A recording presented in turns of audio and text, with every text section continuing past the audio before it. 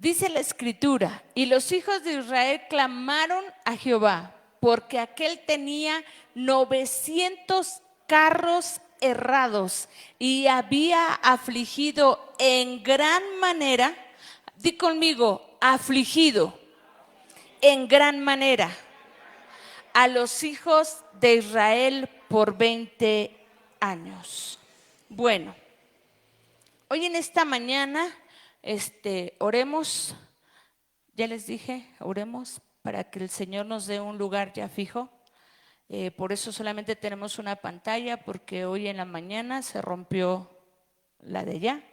Entonces, sigamos orando para que Dios nos dé un lugar ya fijo, donde podamos dejar, no estas pantallas, amados.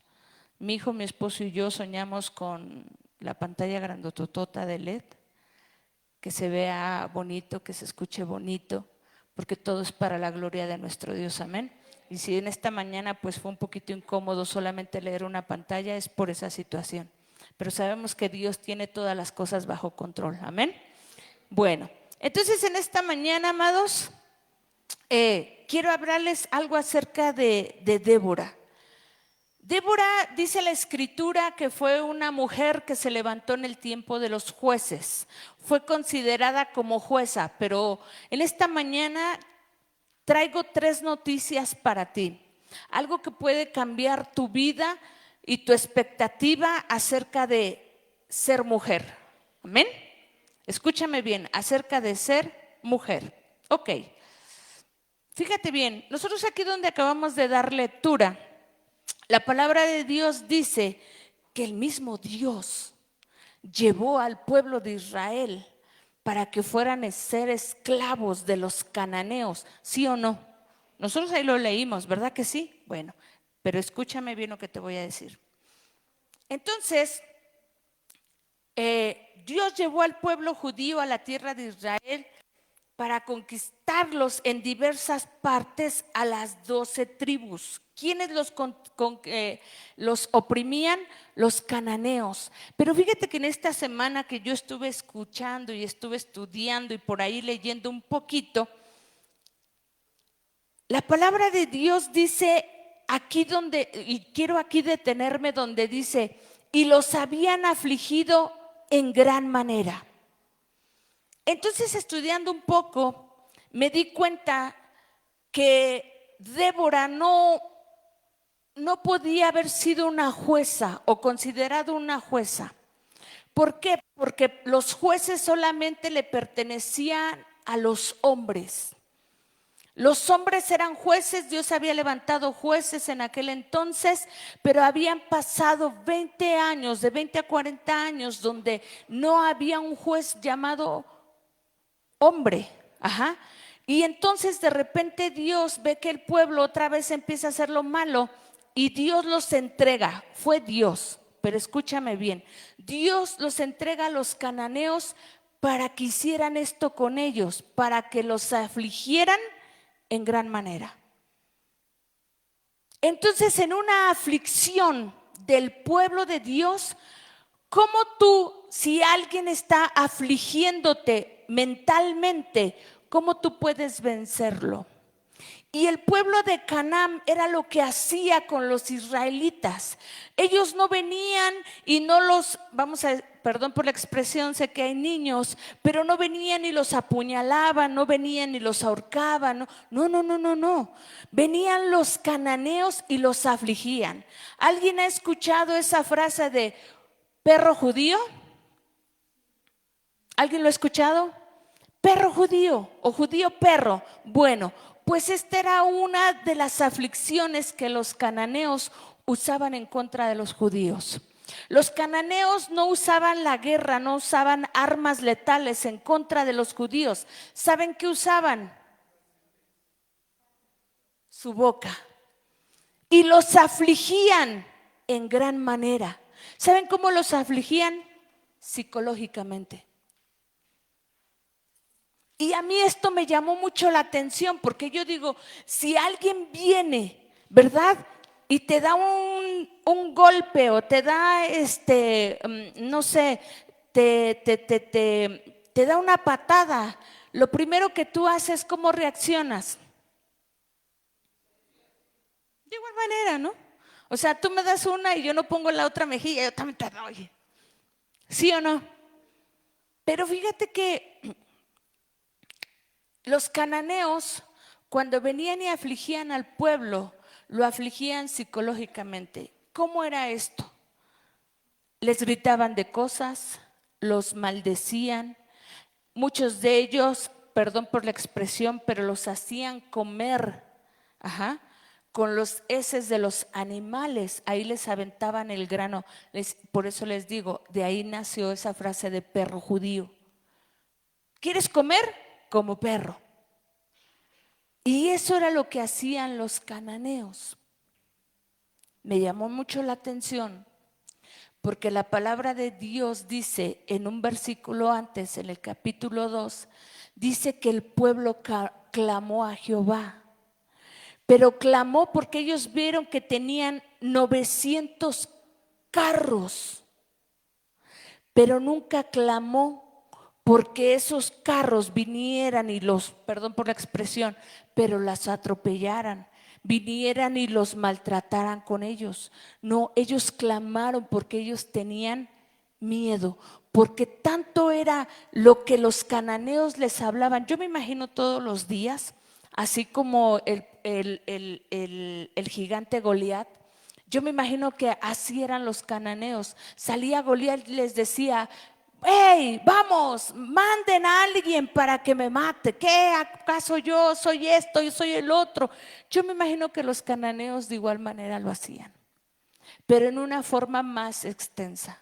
Algo que yo vi que por respeto a los niños no se los puedo decir, pero de verdad que los insultos hacia los judíos eran tremendos, eran grandes. Psicológicamente los trataban muy mal. A unos de ellos, por ahí donde estuve estudiando, ellos lo que hacían cuando un judío iba a entrar al Shabbat, que era una fiesta solemne que ellos tenían que respetar, hacían cantos una noche antes de que, o bueno, en la noche antes de que empezara el día de descanso, los cananeos llegaban, perdón por la expresión, pero llegaban con residuos humanos y se los aventaban a la mesa. O sea, los trataban feo, los humillaban muy, muy, muy feo.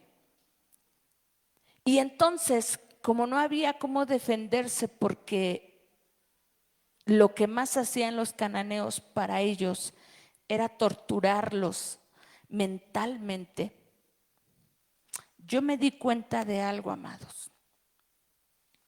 Yo me di cuenta que la estrategia de guerra para poder terminar con los cananeos no iba a ser una estrategia normal.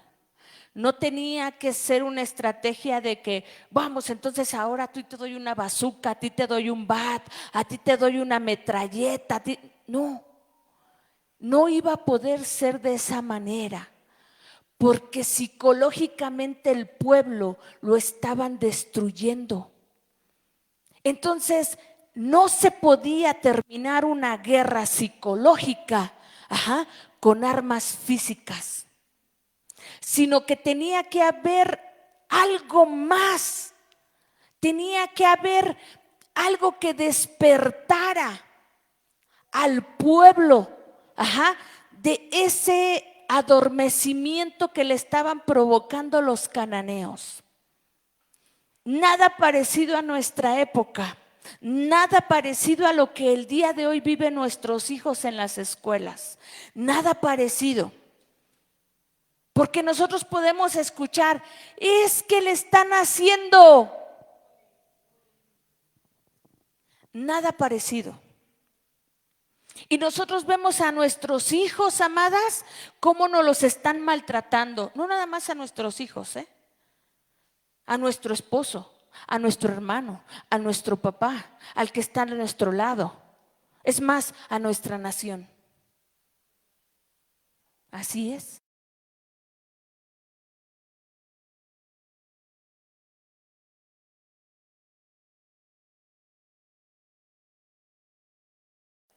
oren por Mari y su primo. Ya tienen la cita. Y sabemos que Dios puede hacer cosas grandes, amén. Así es de que oren por favor por ellos. El 31 de mayo ahí estaremos viendo una victoria poderosa de parte de Dios, amén. Entonces imagínate, ¿cómo los trataron a ustedes cuando entraron? No, porque los mexicanos somos lindos. Sí, pero cuando nos lo proponemos, porque cuando no, híjole. A lo mejor ustedes no entienden eso, pero somos manchados, ¿verdad que sí? Y con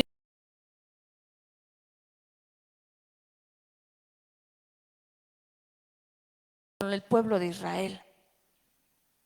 Lo mismo estaba pasando.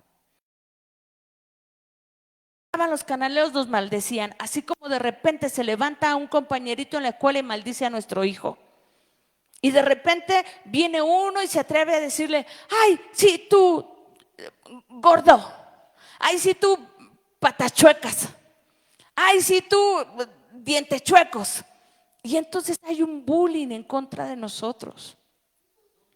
Lo más importante es que cuando nos ven en la calle, de repente, aquí no sé si ustedes lo han escuchado, amados, pero yo creo que sí. Aquí de repente no habemos personas, aquí de repente habemos animales de granja. Y de repente ya no somos, ¿qué onda, Rafa? No, ya no. A veces ya somos, ¿sí o no? Y entonces eso va creando algo psicológicamente.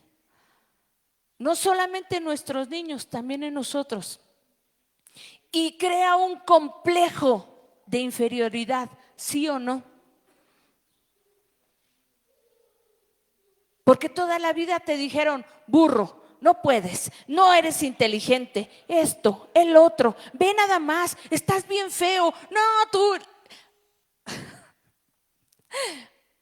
Mi estatura no me ayuda mucho, pero un día alguien me gritó por ahí, ¿no? Me dijo, sí, tú eres una tapa de sidra. Y yo, ¿qué será una tapa de sidra? Y de verdad mucho tiempo me pregunté, ¿qué será una tapa de sidra? Pues yo veía las sidras y las veía bonitas, ¿no? Pero yo decía, ¿qué será una tapa de sidra? Hasta un día que estábamos preparando Santa Cena en otra iglesia donde estábamos y de repente destaparon un vino y veo ¿cómo se llama? El corcho y lo veo chiquito y gordo y yo, oh, ahora entiendo por qué me gritaron que yo era una tapa de sidra. Ajá, pero eso te crea un complejo, amados. ¿Y sabes algo? A mí me llamó mucho la atención lo que seguí estudiando de parte de Débora, porque Débora no había probabilidad alguna de que fuera llamada jueza.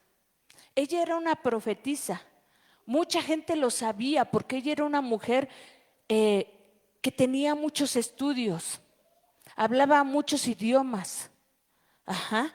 Se sabía la Torá de arriba abajo, de abajo para arriba. Ella era una mujer estudiada, se podría decir el día de hoy, era una mujer preparada, pero era una mujer que no tenía ninguna posibilidad de ser llamada jueza, porque solamente pertenecía ese llamado o ese ungimiento pertenecía a los varones. Pero esta mujer, vamos a decirlo así, tenía un as bajo la manga el Señor con ella. Porque el día de hoy, de igual manera como en aquel entonces, ¿quién es la única que te puede dar identidad de verdadero hijo? Aquí en la tierra. Yo les he contado y les he dicho que en el judaísmo quien da la nacionalidad no es el varón. Aquí en México sí. En México si tu mamá es europea, de África, de donde sea, ajá, pero el que te da la nacionalidad es el varón. Allá no. En los judíos no. En los judíos quien daba la nacionalidad era la mujer y quien daba la identidad era la mujer. Entonces, si vamos un poquito más allá, Si hay alguien que está ofendiendo a tu hija, ¿quién va a ir a defenderla a la escuela? ¿Su papá o tú? ¿Por qué tú? Exacto. Y porque tú eres la que estás a cargo de ella, ¿sí o no? ¿Verdad que sí? Lo mismo pasaba en aquel entonces. Dios sabía que el varón no iba a poder ir a defender a los hijos de Israel. ¿Por qué? Porque ellos también, siendo psicológicamente dañados, no había forma de que un varón viniera y le dijera a otro varón: no te preocupes, varón, no, yo voy a ir por ti, no, ahorita le vamos a dar y te voy a defender. No había forma. Porque los varones en ese tiempo estaban siendo torturados psicológicamente y con otras cosas, O sea, ya les dije, no se las puedo contar por respeto a los niños, pero muchas cosas que les hacían y bastante feas. Pero una mamá sí podía ir a decirle a su hija: vamos, mi amor, tú eres un campeón, tú eres esto, tú eres el otro, vamos para adelante.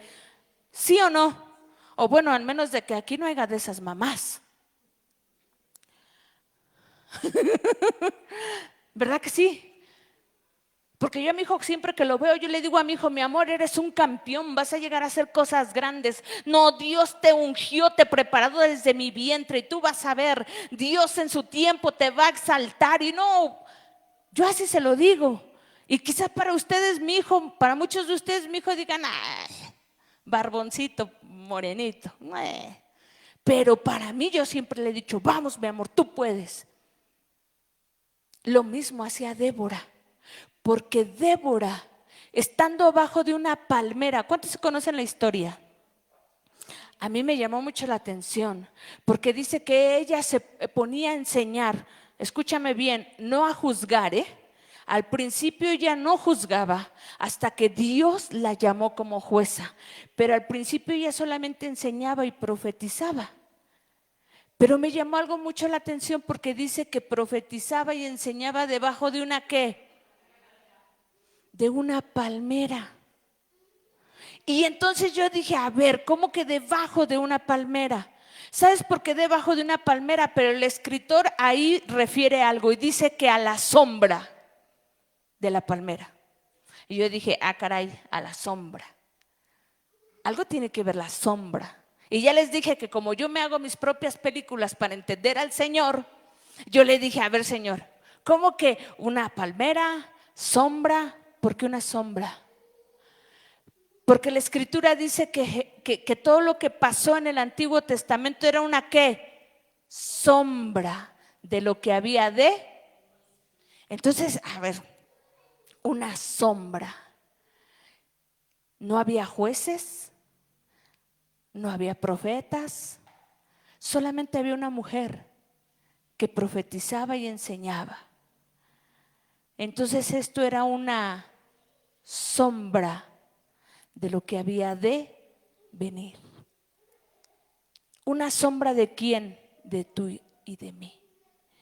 Una sombra. En aquel entonces no había nadie, solamente había una mujer que era la sombra de lo que había de venir. Así es que si en este tiempo todavía tú crees esa doctrina que dice que las mujeres no pueden profetizar, no pueden pastorear, déjame decirte que en el Antiguo Testamento hubo una sombra.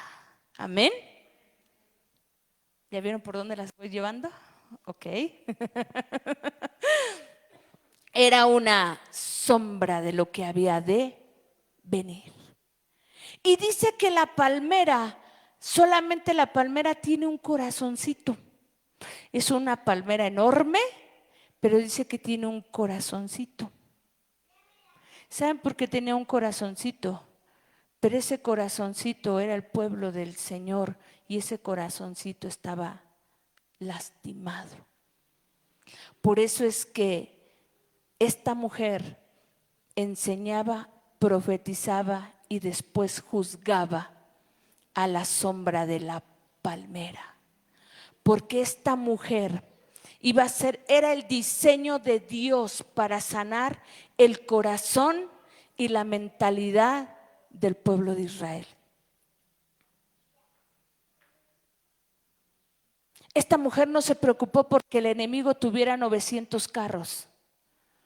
Esta mujer tenía que tener algo especial y algo específico de parte de Dios. ¿Y saben qué era? Algo que yo les enseñé el miércoles.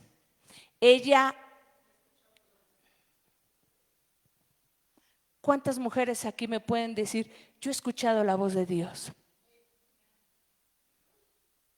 ¿Y cuántas mujeres me pueden decir, yo nunca he escuchado la voz de Dios? Ahí ya no hubo amenes.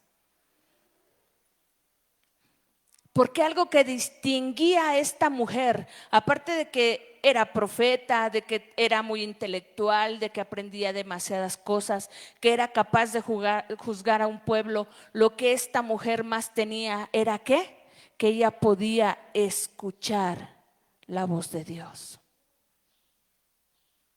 Así es de que, amada, en esta tarde, si tú nunca has escuchado la voz de Dios, hoy es un buen día para escucharla. Amén. Ok. Entonces,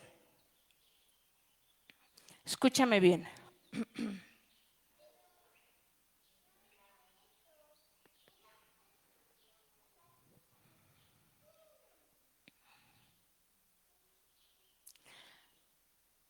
Débora, esta mujer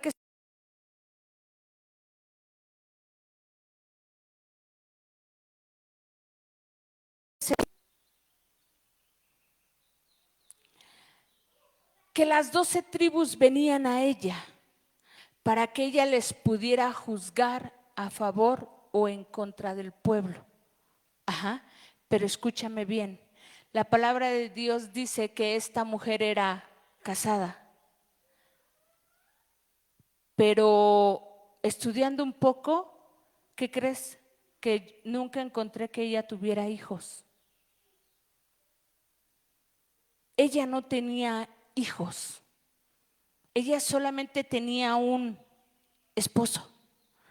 Y ahí leyendo un poquito, yéndote también de igual manera a libros históricos, lo que era el Talmud, jamás se dice que Débora tuviera hijos, pero sí se habla de que tuviera un esposo, ¿ok? Y este esposo se llamaba Lapidot. Digan conmigo, Lapidot. Un nombre medio extraño, pero bueno. Él se llamaba, una vez más, él se llamaba, el esposo de Débora no era instruido. Este solamente era un hombre de guerra. Escúchame bien, ¿eh? Y ella, al saber que su esposo no era como tan elocuente, no era tan estudiado, no era como ella, Débora nunca lo humilló. Nunca lo humilló, nunca lo hizo sentir menos. Pero Débora sí hizo algo que tú y yo, mujer, en este tiempo tenemos que hacer. Su esposo Lapidot era un hombre de la tierra, o sea, hace que labraba la tierra. Él no tenía un gran físico, no tenía grandes proezas, no era intelectual, ni mucho menos espiritual. Podemos imaginar que su situación no debería haber sido fácil para Débora. Ella, una gran estudiosa, una gran maestra, una gran líder, una profeta, y su esposo siendo a lo mejor tan un poquito insignificante. Por el contrario, Débora se enfocó en la fortaleza de su marido, escúchame bien, y le sugirió llevar al tabernáculo los pabilos que ella misma hacía. ¿Qué tiene que ver con nosotros? Denme un segundo. Esperando que allí él encontrara compañía que lo elevara a lo espiritual, a acciones espirituales. Aparente ese método funcionó, dado que él asumió la responsabilidad de hacer los pabilos e incluso los mejoró, agrandándolo en anchura para aumentar su luz, al punto en que se volvió su especialidad e identidad. De ahí el nombre en el cual se conoce a Lapidot, porque Lapidot significa antorcha. Débora, siendo una mujer letrada, una mujer de alto nivel, jamás humilló a su esposo. Jamás le dijo, tú no sabes, yo soy aquí. Vénganse a mi historia. Viene la pastora. No, a mí no me hables. Tú eres aquí una ovejita más. Yo soy la pastora. Ella nunca dijo eso. Nunca humilló a su esposo. Nunca lo sobrebajó, sino al contrario. Ella sabía que su pueblo estaba siendo psicológicamente afectado y que dentro de esos que estaban siendo psicológicamente afectados también estaba ¿quién? Su esposo. Y entonces dijo, no, mi amor, no, vamos a hacer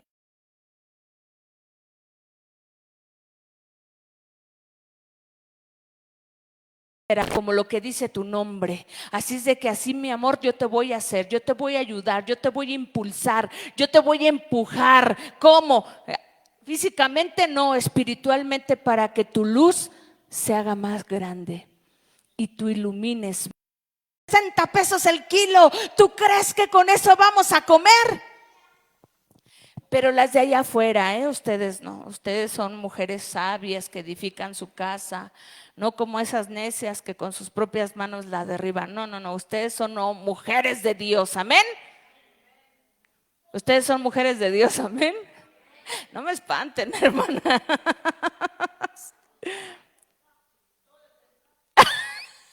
Todo depende, dice esta.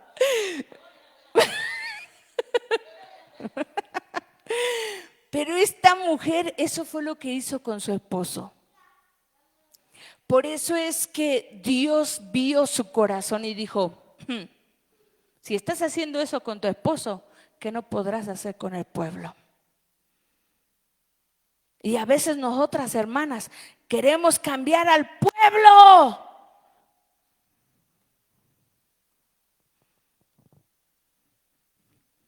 ¿Ok? Pero Débora no solamente fue una mujer profetisa, una buena esposa, con su marido la pidió. El que sigue, hasta el 9, por favor. El 5. La cual Débora habitaba debajo de una palmera, bueno, ya se los conté, pero bueno, una palma entre ramas y entre Rama y Betel en el monte de Efraín, y los hijos de Israel subían a ella a juicio. ¿El que sigue? Y yo traeré y ella